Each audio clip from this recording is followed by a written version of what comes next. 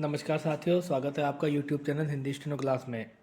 अभी जो मैं डिक्टेशन अपलोड कर रहा हूँ वो न्यूज़पेपर की है, संपादकीय से, तो आप उसे लिखिए क्योंकि संपादकीय एक ऐसा विषय होता है हिंदी शॉर्टहैंड के मामले में जिसमें आप प्रैक्टिस करते रहेंगे तो आपको आने वाले एग्ज़ामों में दिक्कत नहीं आएगी। तो आपको मैं ये प्रैक्टिस के लिए लिखवा रहा हूँ, आप इसे लिखें, इसे पढ़ें, इसे अनुवाद करें, मिलान करें, तो आपकी शॉर्टहैंड में और निखार आएगा। और जैसा कि मैं आपको हमेशा कहता आ रहा हूँ, मुझे सब्सक्राइबर नहीं मिल रहे हैं, तो प्लीज़ मेरे चैनल को लाइक एंड सब्सक्राइब करें। और आपसे मैं यही उम्मीद करता हूँ कि आपको मेरी डिक्टेशन पसंद आएगी और आप मेरे चैनल को लाइक करेंगे या सब्सक्राइब करेंगे।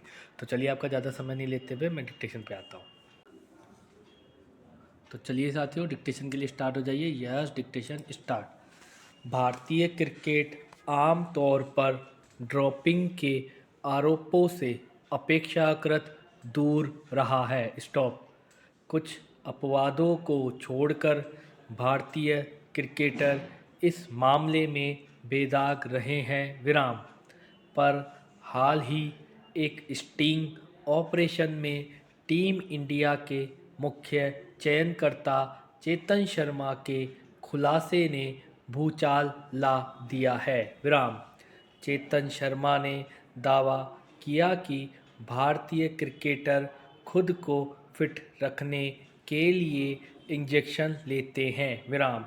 साथ ही यह भी कहा कि कई खिलाड़ी 80 से 85% फिट होने के बावजूद प्रोफेशनल क्रिकेट में वापसी के लिए इंजेक्शन लेते हैं। विराम। इससे वे 100% फिट हो जाते हैं। विराम। ये पेन किलर नहीं होते। अल्प विराम। लेकिन इनमें ऐसी दवा होती है जो ड्रॉप टेस्ट में नहीं पकड़ी जाती है। विराम। नकली फिटनेस के लिए इंजेक्शन लेने वाले इन सभी खिलाड़ियों के निजी डॉक्टर भी होते हैं। विराम पैराग्राफ। क्या वास्तव में भारतीय क्रिकेटर फिटनेस हासिल करने के लिए ये सब करते हैं? विराम। यह सवाल इसलिए भी कि इस संबंध में चेतन शर्मा ने अभी अपने आरोपों को प्रमाणित करने के लिए कोई सबूत नहीं दिए हैं। विराम। ऐसे में सवाल है कि आखिर इस दावे में कितनी सच्चाई है। विराम। चूँकि फिलहाल यह खुलासा आरोपों तक ही सीमित है। अल्पविराम। इसलिए इनकी तह में भी जाना होगा। विराम। बीसीसीआई इस मामले में चेतन शर्मा के खिलाफ बड़ी कार्यवाही भी कर सकती है। ऐसे संकेत जरूर मिले हैं। विराम। स्टिंग ऑपरेशन के बाद बड़ा सवाल यही उठता है कि यदि खिलाड़ियों की कथित रूप से इस प्रैक्टिस का चेतन शर्मा को पता था तो वे अब तक चुप क्यों रहे? प्रश्नवाचक चिन्ह। और बड़ा सवाल यह भी कि इस तथ्य को वह इससे पहले बीसीसीआई के उचित मंच पर क्यों नहीं उठा पाए? विराम। ये सवाल इसलिए भी क्योंकि मुख्य चयनकर्ता होने के नाते चेतन शर्मा से अपेक्षा की जाती है कि टीम इंडिया में जो भी गलत हो रहा है उसके बारे में बीसीसीआई को अवगत कराएं।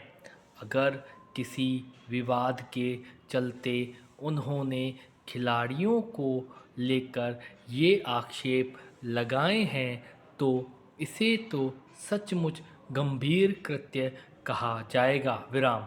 यह इसलिए कि इन आरोपों के बाद समूची टीम इंडिया कटघरे में है। विराम। इस मामले में बीसीसीआई को भी तत्काल हस्तक्षेप करना चाहिए क्योंकि क्रिकेट का आम प्रशंसक भी सच जानना चाहता है। विराम पैराग्राफ। देखा जाए तो स्पोर्ट्स और ड्रॉपिंग का बहुत पुराना और गहरा नाता है। विराम।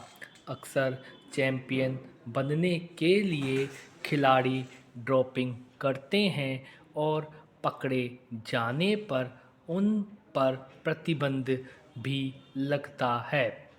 विराम। चेतन शर्मा ने जिन इंजेक्शनों का जिक्र किया है अल्पविराम, वे भले ही डोप टेस्ट की परिधि में नहीं आते हैं अल्पविराम, पर यदि उनके आरोपों में जरा भी सच्चाई है तो ये भारतीय क्रिकेटरों पर दाग लगाने वाले होंगे। विराम। टीम इंडिया की छवि से जुड़े इस प्रकरण में हकीकत सामने आनी ही चाहिए। Stop dictation stop. तो साथियों, आप इस डिक्टेशन को लिखें, इसका पढ़ें, इसका अनुवाद करें, इसके कठिन शब्दों को देखें। और मैंने इस डिक्टेशन में अल्पविराम और विराम को शामिल किया है, पैराग्राफ को शब्द काउंटिंग में शामिल नहीं किया है। तो चलिए, आज के लिए इतना ही। जाने से पहले आपसे फिर करबद्ध निवेदन है कि मेरे चैनल को लाइक और सब्सक्राइब करें, आप भी करें, और दूसरे जो हिंदी स्टेनो की तैयारी कर रहे हैं उनसे भी करवाएं। मैं आप लोगों से यही अपेक्षा करता हूं। तो चलिए, अगले इस वीडियो में मिलते हैं। तब तक के लिए नमस्कार। आपका दिन शुभ हो। नमस्कार।